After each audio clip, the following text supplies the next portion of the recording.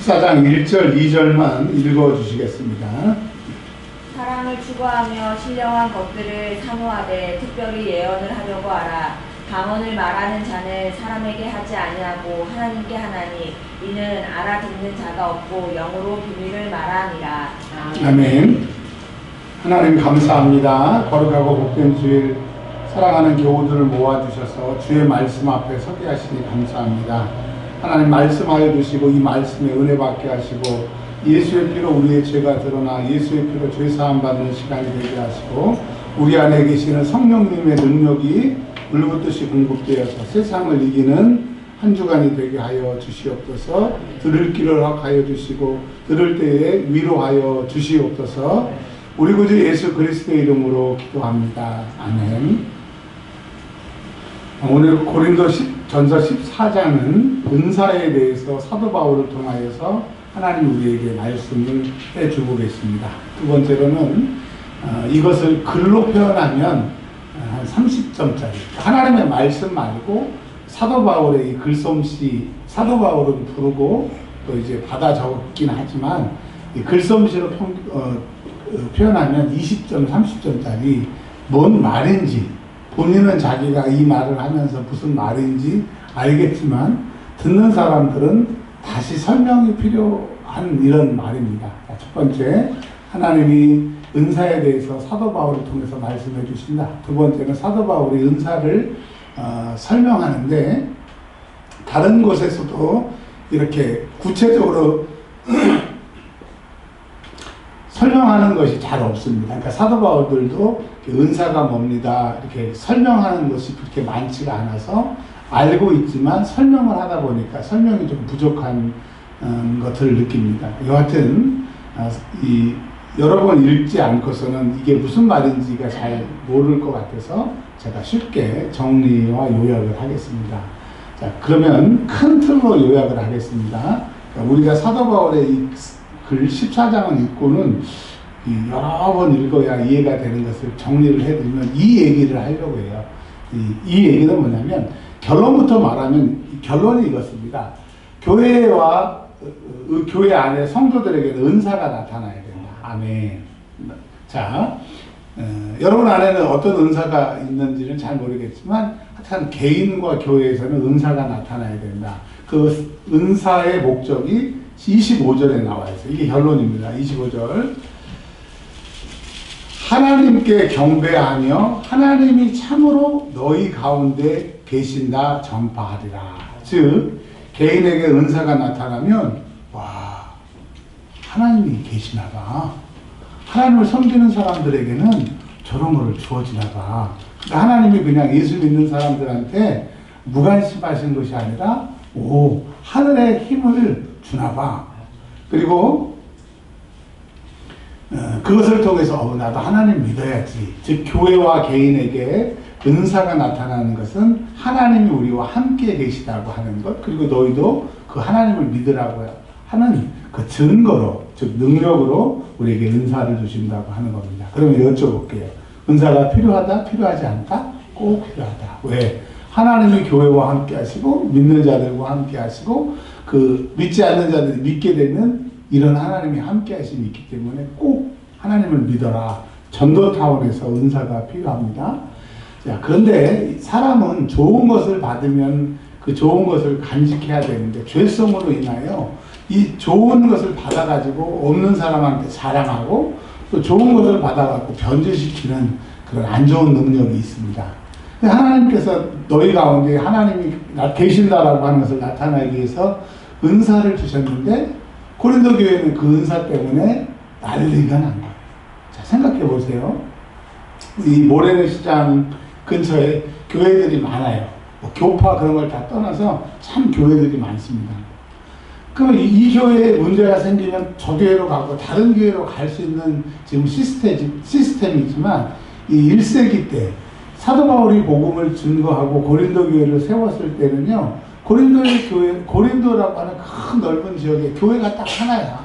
여기 말고는 예배 드릴 곳이 없는 거예요. 그러니까 좋으나 싫으나 그 예배당에서 예배를 드리는 그때에 하나님께서 하나님을 나타내려고 또 교회 가운데 함께 하신다고 은사를 주셨는데 그 은사 때문에 교회가 문 닫게 생겼고 교회가 욕먹게 생기니까 사도 바울을 통하여 은사가 교회를 위한 것이다라고 하면서 그 은사 중에 여러 가지 은사가 있어요. 아까 우리 조집사님께서 악의 내용들 중에서 쭉 이렇게 열거해 주셨잖아요. 그런 것처럼 은사는 여러 가지예요.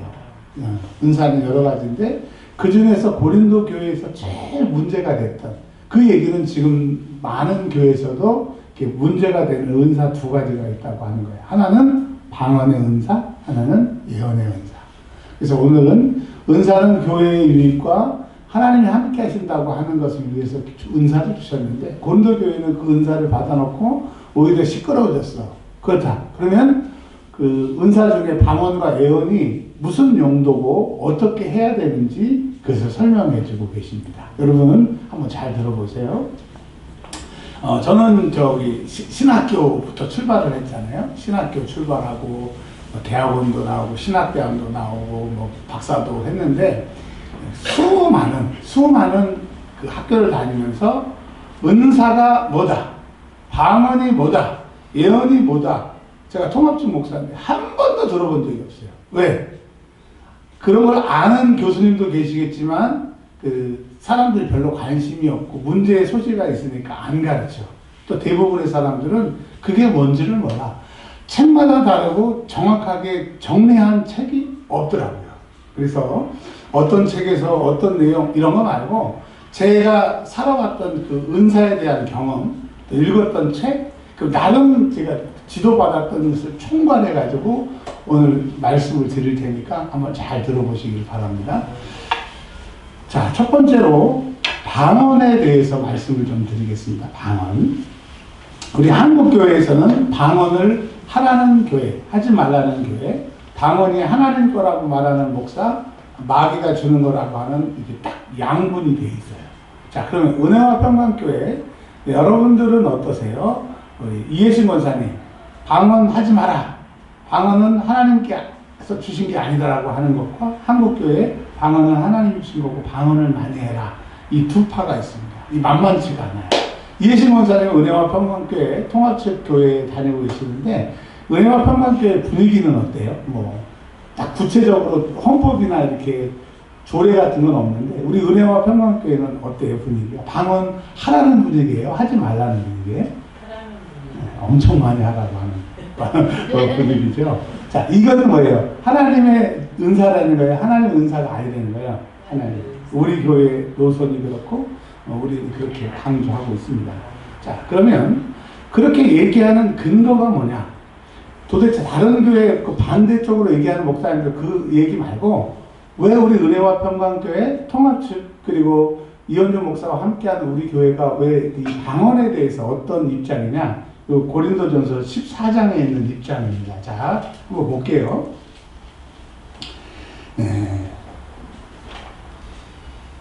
14장 2절에 방언을 말하는 사람들, 즉 방언하는 사람들이 그래요. 방언하는 사람들한테 야, 뭔 말인지 알아듣지도 못하는 소리를 뭐 이렇게 얘기하냐. 개걸개걸 같기도 하고 웅얼웅얼하고 그런 것 같고 뭐 알아듣게 얘기를 해야지 이렇게 얘기를 합니다. 말이 맞는 것 같아요. 근데 성경에서 이렇게 얘기를 합니다. 14장 2절에 알아듣는 자가 있대요, 없대요? 세상의 말이 아니기 때문에 세상에서 배운 언어가 아니기 때문에 방언을 알아들을 수가 없다는 거예요. 알아듣는 건 이상한 거예요. 가짜인 거죠. 그러니까 방언을 할 때 알아듣지 못한다라고 얘기해서는 안 돼요. 원래 시스템이 알아듣지 못하게 돼 있다라고 하는 거예요. 왜? 그것은 하나님께 하나니. 그 방언은 왜 방언이 필요하냐? 하나님과 기도하기 위해서. 근데 사람은 영이 있고 생각이 있고 육신이 있잖아요. 이 삼위일체가 사람인데 특별히 방언은 영으로 기도하는 거예요. 근데 영으로 왜 기도하느냐? 하나님과의 그 비밀스러운 이야기, 이 영과 하나님과의 기도를 하기 위해서 방언이 필요하다는 거예요. 근데 여러분, 방언 말고 다른 기도도 필요하지만 방언 기도를 하는 것은 하나님과 영적인 비밀을 놓고 기도하기 때문에 그냥 대놓고 하나님과 대면하는 거야. 하나님한테 좀 이렇게 얘기 좀 전해주세요가 아니라 내 영이 하나님을 만나서 하나님과 얘기를 하니까 방언이 필요하다, 필요하지 않다? 필요하다. 자, 사도 바울이 뭐라고 그랬냐면요. 방언이 자기가 14장 2절에 말한 것처럼 영으로 비밀을 말하고 하나님께 직구하기 때문에 자기는 14장 18절에 시작, 내가 너희 모든 사람보다 방언을 더 말함으로. 아니, 사도 바울도 이렇게 방언 말하는 것을 자랑하고 방언이 영적인 것이라고 얘기를 하는데, 아니 도대체 어떤 목사님들, 어떤 신학자들은, 물론 그분들이 근거가 있어요. 그렇게 하는 근거가 있어요. 저도 그 근거에 속아서 한 6개월 동안 방언 기도 안 한 그런 때가 있었거든요. 그래서 너무 고민스러워서 제가 그 신뢰하는 목사님에게 상담도 받기도 했었는데, 그 근거가 성경이 아니에요. 그 방언이 아니라고 하시는 분들은 근거가 성경이 아니고 교회에 나타나는 그런 문제점을 가지고 접근을 했었고, 근데 그게 그럴듯하고 맞는 얘기이기 때문에 저도 혹 한 적이 있었는데, 근데 성경은 얘기를 해요. 방언은 내 영이 하나님께 기도하는 것이고, 사도 바울은 내가 방언으로 기도하는 것을 다른 사람보다 더 많기 때문에 하나님께 감사한다. 그러니까 여러분, 방언을 하는 것, 방언하는 것은 항상 하나님께 감사할 것이지 하지 말라 이런 것이 아니라고 하는 겁니다. 자, 이제 되셨죠? 방언은 영으로 하나님께 비밀을 말하는 거고, 많이 할수록 좋고, 방언할 수 있으면 감사하라고 그러는 거예요. 네? 근데 방언의 유익이 뭐냐? 방언을 하는 것과 안 하는 것이 유익이 뭐냐? 물론 하나님께 기도하는 것을 말씀드렸고, 두 번째로는 14장 4절 한번 읽어볼게요. 시작. 방언을 말하는 자는 자기의 덕을 자, 여기까지요.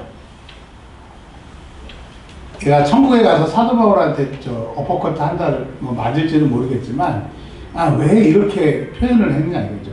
방언을 말하는 자는 자기의 덕을 세우고, 이렇게 하지 말고, 제가 그 말을 좀 가르쳐 주고 싶어요. 뭐냐? 방언하면 자기가 신앙생활이 잘 되게 되고 믿음이 커진다, 이렇게 얘기를 하면 되는데, 굳이 믿음이 커지고 자기 신앙에 유익이 있다 하지 않고 덕이라는 얘기를 합니다. 덕. 그러니까 제가 옳고 사도 바울이 틀리다가 아니라 제가 틀리고 사도 바울이 옳다는 얘기예요. 성경이 맞다는 얘기예요. 왜냐? 내가 방언을 받았어. 그래서 와, 저 사람 방언 기도 많이 하네. 거기에 포커스가 아니라 방언을 기도하고 방언으로 하나님께 만나고 신앙생활 하다 보니까 내 모습이 바뀌어. 불평하고 원망하고 엉망으로 신앙생활 했던 사람이 점점 바뀌어가지고, 야, 신앙생활 저렇게 해야 되겠네. 야, 하나님이 저 집사님, 저 목사님을 만나다가 저 예수를 믿으려면 저렇게 세워야 돼. 예수 믿는 사람의 본이 되는 것으로 덕을 세우라고 하는 거예요. 근데 여러분, 근데 대부분의 그 고린도 교회도 그랬고, 방언 받은 사람은 나는 방언으로 오래 한다, 방언을 많이 한다만 강조하지, 근데 방언하고 달라지는 게 없어. 그러지 말라는 거예요. 근데 여러분, 방언은 유익한 것이고, 하나님께 기도하는 것이고, 하나님 우리와 함께 하신다고 하는 것이고, 방언 많을수록 우리에게 유익인데, 그 유익이 뭐냐? 내가 바뀌어서 다른 사람이, 이야, 하나님 살아계시네? 하나님 믿으면 저렇게 변화가나 봐. 이 죄된 내가 방언을 통하여서 하나님의 덕을 드러내는 생활하기 때문에 방언하라는 거예요. 여러분, 성경은 이렇게 정확하게 얘기를 하고 있습니다. 근데 이제 믿는 자에게 방언은 좋은 것인데, 불신자들 23절을 보시면, 23절에 보면, 알지 못하는 자, 즉 원어로 말하면 방언을 받지 못하는 사람들은, 방언하는 사람들이 쟤 미친 거 아니냐, 왜 저 한국말도 있는데 왜 저 방언으로 하고 저러냐, 그렇게 얘기를 하게 됩니다. 그럼 여러분들 뭐라고 그래요? 이 방언의 유익은 그 방언 받지 않는 사람, 교회 밖에 있는 사람보다 이 신앙생활하는 우리에게 덕을 세우기 위해서 방언을 한다라고 하는 거예요. 여러분, 방언을 많이 하시기를 주의 이름으로 축원합니다. 자, 두 번째, 그 은사는 하나님의 영광을 위해서 드러나는 거고, 방언은 자기 신앙을 위해서, 그리고 그 변화받은 우리의 모습을 보고 하나님께 영광을 돌리기 위해서 방언이 필요한 것이고, 예언에 대해서 말씀을 좀 드려보도록 하겠습니다. 이제 안 물어보면 아는데 물어보면 잘 몰라요. 왜? 이거는 교회에서도 가르쳐 준 적이 없을 거고 신학교는 더군다나 그렇고 뭐 특별히 이쪽에 은사가 있는 목사님 그리고 이것을 정리하신 목사님 말고는 배움을 우리가 받아본 적이 없을 겁니다. 자, 예언이 뭔지 죄송해요 권사님. 한나라면 천국이 많을 거예요. 그래서 상급이 많을 거예요. 이거 설교 때마다 목사가 질문했는데 짜증도 안 내고 대답도 정답에 거의 맞췄으니까 거기에 상급이 있을 거니까 꼭 거기서 상급을 받으시기 바랍니다. 예언이 뭐예요? 내가 어떤 목사님이 예언의 은사가 있다고 막 그러는데 권사님이 우리 신학도 하셨습니까? 권사님이 들었던 이해하고 있는 예언은 뭐예요? 1번 너무 설명은 기니까 1번 무당이 딱 보는 것처럼 너 물 조심해. 내일 동쪽으로 가면 안 돼. 알았지?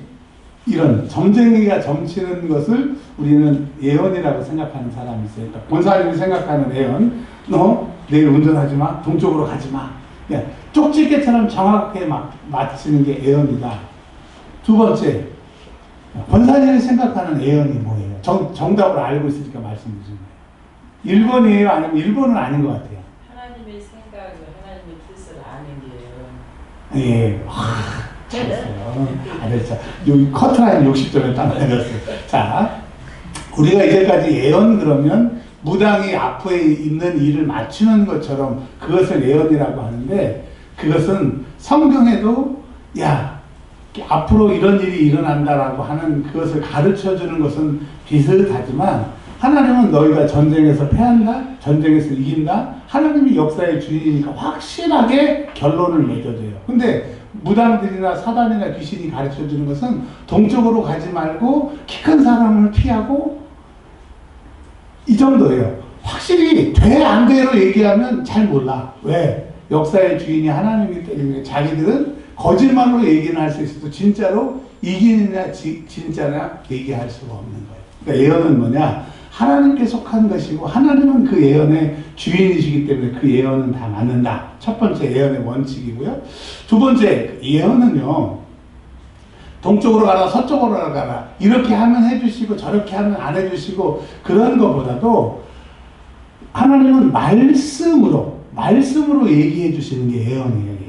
그래서 내가 예언의 은사가 있다 어디 갔는데 동쪽으로 가고 서쪽으로 가라 그러면 살포시 가지고 갔던 헌금 같은 거 그대로 집어넣고 보세요. 그런 거 아니야. 하나님의 말씀은 말씀으로 얘기를 하세요. 성경에 있는 말씀으로 얘기를 하시고 세 번째로는 뭐냐면 하나님의 말씀은 예언을 하는 사람이 크든 작든 남자든 여자든 그런 걸 떠나서 딱 듣는 순간에 내 영으로 진짜 하나님의 말씀으로 말씀하시기 때문에 영이 울고 내 생각이 울고 육신이 전율이 오든지 기쁨이 오는 거야. 근데 뭔 얘기를 들었는데 진짜야 가짜야? 그럴까? 이게 다 가짜예요. 지금 이거 어마어마한 엑기스를 모아서 좀 설명을 드리는 건데 자 그래서 예언에 대해서 설교는 들어봤지만 어렸을 때부터 정확히 예언이 무엇이냐 신학자들도 정리 못하고 목사님들도 이렇게 정리를 못하는 것 우리가 정리를 해보니까 이렇게 해요. 예언은 동쪽으로 가라 서쪽으로 가라 그런 게 아니에요. 그런 게 아니고 하나님의 말씀이고요. 두 번째로는 하나님은 역사의 주인이시고 예언의 주인이시기 때문에 딱 그 말씀하실 대로 기다 아니다를 정확하게 말씀하실 수가 있어요. 근데 그 얘기를 듣는 순간에 길까 아닐까 그건 가짜예요. 기다 그러면 진짜로 맞네. 내가 이게 긴 거니까 이렇게 해야 되겠네. 아니다. 이렇게 아니니까 내가 하면 안 되겠네. 듣는 순간에 딱 내가 알게끔 하나님의 말씀이니까 확실하게 깨달을 수가 있다는 거죠. 세 번째로 하나님의 말씀이시기 때문에 듣는 순간에 내가 알아. 그게 예언이라고 하는 거예요. 그리고 하나 더 고린도 교회에서 나와 있는 예언은 이런 겁니다. 이제 불신자가 딱 왔어. 선준아 집사님 어제 저 빨간 분인데 건너갔네. 이 사람의 숨겨진 아무도 모르는 그런 은밀한 것도 드러나는 경우가 있다는 거죠.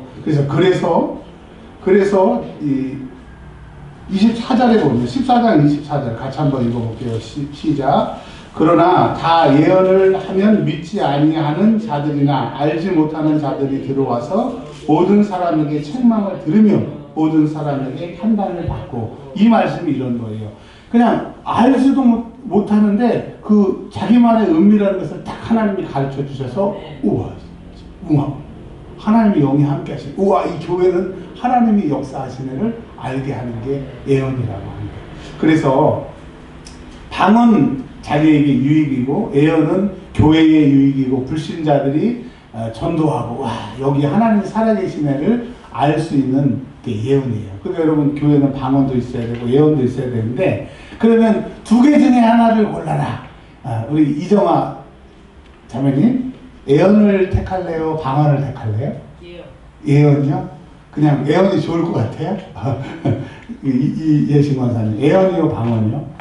방언부터 해야지. 그건 이제 우리가 목사님들한테 세뇌돼서 들었던 얘기고, 성경으로 막, 저도 그렇게 들었어요. 방언을 받으면 영의 문이 열리고, 영의 문이 열리면 예언의 문이 열리고, 근데 이제 그거는 우리 목사님들의 얘기였고, 성경은 이렇게 얘기해요. 14장 1절. 시작.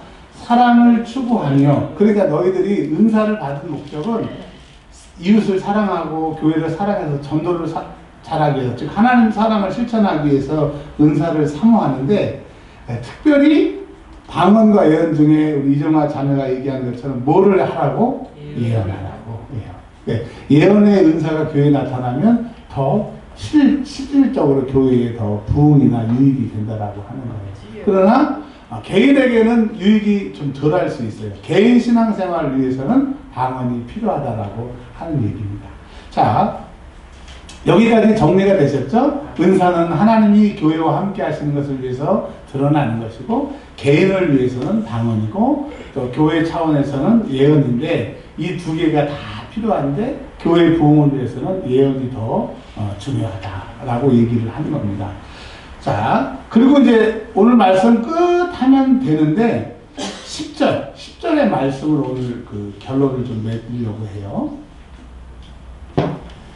저희 교회에 그 아침에 그 조집사님께서 뭐 둥둥둥둥둥 두들겨서 봉고를 두드렸어요? 탐탐을 뭐 두드리셨어요? 봉고. 자, 제가 안에서 들어보니까 하여튼 뭘 두드리는데 봉고를 두드리는 건지 저 옆에 있는 것을 두드리는 건지는 제가 몰랐지만 하여튼 기타는 아닌 줄 알았어요.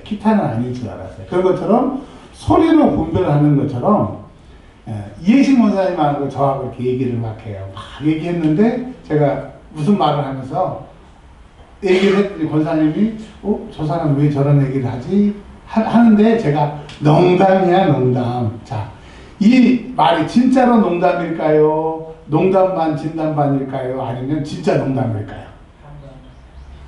대답을 한번 해봐 주셔야 돼요. 손준환 집사님 잘생겼어요. 제가 이렇게 얘기를 했어요. 그랬더니 손준환 집사님이 기분이 너무너무 좋아. 그러면 되는데 제가 이래요. 농담이에요, 농담. 1번. 손준환 집사님이 잘생겼다.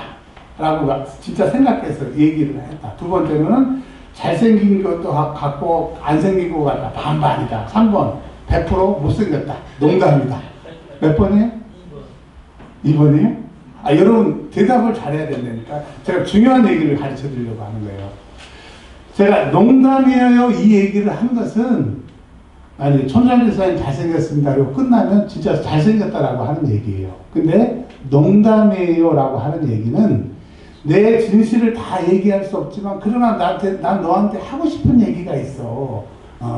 잘생긴다고 얘기를 하지만 그렇게 잘생긴 건 아니고, 그냥 잘생겼다고 해서 그냥 겸손하게 있어야지 그렇게 오두방정 떨면 안 돼 라고 하는 그 뒷말, 가로 안에 있는 말을 농담이에요 라고 집어넣는 거예요. 그러니까 이 세상에 누가 나에게 얘기했을 때 농담은 없는 거예요.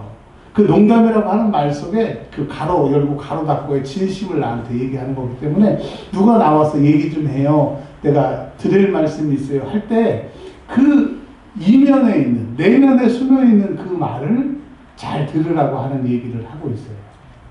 이게 여러분 세상 강의에서는 경청의 능력이라고 하고, 그 사람이 왜 이런 얘기를 하느냐, 이 대화의 기술이라고도 얘기하는데, 하나님께서 우리에게 얘기를 해주시는 거예요. 세상 사람들이 너희에게 무슨 말을 하는 것은 다 의미가 있는 것이다. 뜻이 없는 소리가 없다라고 하는 얘기예요. 그러니까 예를 들어서 어떤 사람이 권사님네 교회 좋아? 이 얘기는 뭐예요? 여러 가지로 해석할 수가 있죠. 그리고 아유 나 요즘에 너무 힘든데 그냥 뭐라도 하나 좀 믿어보려고 해. 이 얘기는 그 사람들이 아예 찾아와가지고 나 권사님네 교회 다니고 싶어. 이러면 얼마나 좋아요. 그리고 나 예수님 믿고 싶어. 이렇게 하면 너무너무 좋은데 세상 사람들은 그렇지 않다고 하는 거예요. 세상 사람들은 자기의 그 진실을 다 밝히지 않고 농담인데 라고 하는 기법을 쓴다고 하는 거예요. 그래서 우리가 여러분 이 세상에 살 때에는 믿는 사람들에게는 뜻없는 소리가 없다라고 하는 것을 꼭 기억하셔요. 전도의 원리가 뭐예요? 때를 어떤지, 때를 못 어떤지 전도하래요? 전도하지 말래요? 전도하래요. 근데 그 때를 어떤지 못 어떤지의 그 원어는 보면 돈 주고 기회를 사라라고 하는 말입니다. 그러니까 도저히 손준환 집사님에게 예수 믿으라고 할 수 없는 상황이지만 내가 돈을 들여서 노력을 들여서 그 예수 믿으라고 할 수 있는 것을 마련하라고 하는 거예요. 그래서 여러분 이제 우리 저희 교회가 4월 달부터는 전도하는 교회 하나님 신경 써주시죠. 전도 목사도 내려놓고 다 우리도 내려놓으면 그 하나님 신경 안 써주시잖아요. 와, 또 이제 드디어 목사님이 또 전도로 우리를 볶은다 이렇게 생각하지 마시고 그 하나님께서 우리에게 이제 사람을 붙여주실 거예요. 그때 그 사람들이 무엇이라고 얘기하는지를 흘려버리지 말고 딱 이렇게 들으시면 아, 나 이제 예수 믿고 싶어요. 나 예수님에 대해서 소개해 주세요. 나 그 당신이 다니는 교회 한번 가보고 싶어요. 그럴 때 자, 은사가 필요한데 방언의 은사를 써야 돼요? 예언의 은사를 써야 돼요? 두 가지가 다 필요해요. 여러분이 그분을 놓고 계속 방언을 기도하시고 그분이 교회에 올 때 하나님이 목사의 설교든지 여러분의 그 말 한마디든지 우와 그냥 하나님의 임재가 느껴지는 그 예언의 은사를 통해서 어떤 방법이든지 아 여기에 정착해야 되겠네, 내가 예수를 믿어야 되겠네, 그런 은사를 통해서 하나님이 역사하실 거예요. 그러니까 여러분 은사는 하나님이 주시는 선물이기 때문에 하나님이 하실 거예요. 우리는 이제 아 그게 시스템이 그렇게 되는구나 하고 이제 세상에 나가서 뜻없는 소리가 없기 때문에 그 소리에 귀 기울이셔서 그 소리를 딱 잡았을 때 그 예수 복음 전하고 교회 한번 가봅시다, 예배 한번 드려봅시다 할 때 하나님 열매를 맺게 하신다고 하는 거예요. 제발 받은 은사 가지고 싸우지 말고 받은 은사 가지고 변질시키지 마라. 이게 고린도전서 14장 1절에서 25절까지의 말씀입니다. 올 그 봄에 내 귀가 열려서 그런 하나님이 보내주신 사람들이 많이 오는 해가 되시길 주의 이름으로 축원합니다. 하나님 감사합니다. 은사가 필요하고 은사 안에는 방언과 예언이 있다고